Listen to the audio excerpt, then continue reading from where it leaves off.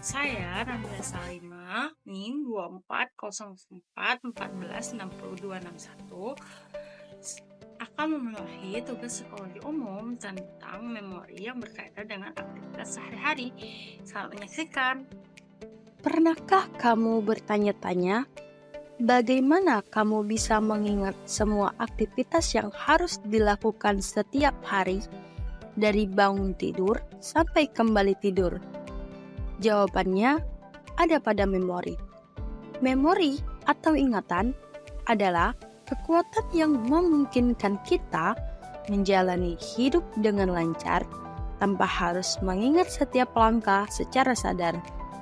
Baiklah, mari kita telusuri bagaimana memori bekerja dalam setiap aktivitas kita sehari-hari.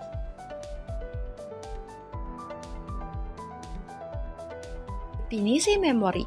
Memori adalah sistem aktif yang menerima, menyimpan, mengatur, mengubah, dan memulihkan informasi dengan jangka waktu yang panjang. Menurut Richard Atkinson dan Richard Seifried, membagikan memori ke dalam 3 jenis. 1. Sensorik memory. 2. Short-term memory. 3. Long-term memory. Berikut penjelasannya. 1. Sensorik memory atau memori sensorik adalah proses ingatan yang dibawa oleh setiap sensor panca indera seperti tangkapan suara, gambar, sentuhan, rasa, dan juga penciuman. Memori ini terbagi ke dalam 2 bentuk.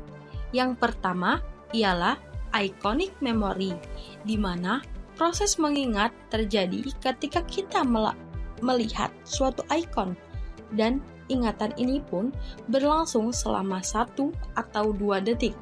Bentuk yang kedua ialah echoic memory, di mana ingatan kita terjadi dalam bentuk suara dan berlangsung selama 2 hingga 4 detik. Yang kedua, short-term memory atau memori jangka pendek merupakan proses penyimpanan kecil informasi yang diperoleh secara sadar dan hanya bersifat sementara. George Miller mengatakan bahwa kita manusia dapat menyimpan sekitar 7 atau setidaknya 2 informasi ke dalam memori jangka pendek. Beberapa faktor yang mempengaruhi memori ini antara lain usia, minat, motivasi, lingkungan, dan sifat individu. Contohnya, ketika kita hendak membeli beberapa barang dari toko, misalnya telur, susu, dan roti, kemungkinan kita akan mengingat daftar tersebut selama perjalanan ke toko. Namun, setelah selesai belanja, informasi ini bisa terlupakan. Contoh yang kedua, saat dikenalkan dengan orang baru, nama mereka mungkin kita ingat untuk waktu singkat sampai percakapan selesai dan berakhir. The long-term memory atau memori jangka panjang merupakan proses ingatan yang tersimpan dalam otak dan bertahan dalam jangka waktu yang sangat lama. Memori ini terbagi ke dalam 4 bentuk, yakni prosedural, deklaratif, semantik, dan episodik. Berikut penguraiannya. Pertama, prosedural.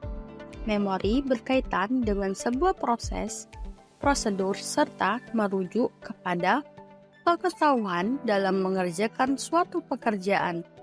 Contohnya, dalam aktivitas kita sehari-hari, seperti menyikat gigi, mandi, dan mengenakan pakaian. Kita bahkan tidak perlu berpikir keras untuk melakukannya, karena otak sudah menyimpan rutinitas ini di memori jangka panjang kita. Contoh yang kedua, ketika mengikat tali sepatu, keterampilan ini tersimpan dalam memori jangka panjang, prosedural, sehingga kita bisa melakukannya tanpa berpikir keras. Deklaratif, memori ini dikendalikan secara sadar, sengaja, dan fleksibel. Ingatan yang ada menyediakan informasi faktual yang spesifik. Gugusan ini menunjuk kepada kata-kata suatu simbol. Contoh, ketika kita menjumpai atau melihat simbol Trisula, maka otak kita akan langsung terarah kepada psikologi. Karena memang logo psikologi adalah Trisula. Demikianlah, memori dapat mengingat suatu informasi dengan suatu simbol. Contoh kedua, ketika mengingat tanggal ulang tahun orang terdekat seperti keluarga dan teman. Ketiga, semantik, di mana memori bekerja untuk mengingat arti dari setiap pengistilahan dalam kata-kata pada rumpun ilmu pengetahuan. Contohnya, dalam kimia, di sana ada istilah alkana, alkuna, alkena dalam hidrokarbon yang masing-masing memiliki pengertian atau definisi yang berbeda. Maka di sana memori bekerja untuk mengingat arti atau definisi dari istilah tersebut.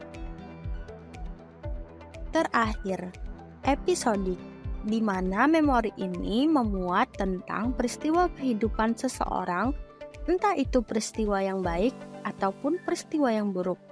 Contohnya, ketika kita mengingat kejadian di masa lalu, kejadian di sekolah dasar misalnya, maka memori episodiklah yang bekerja untuk mengulas balik kejadian yang telah terjadi di masa lalu.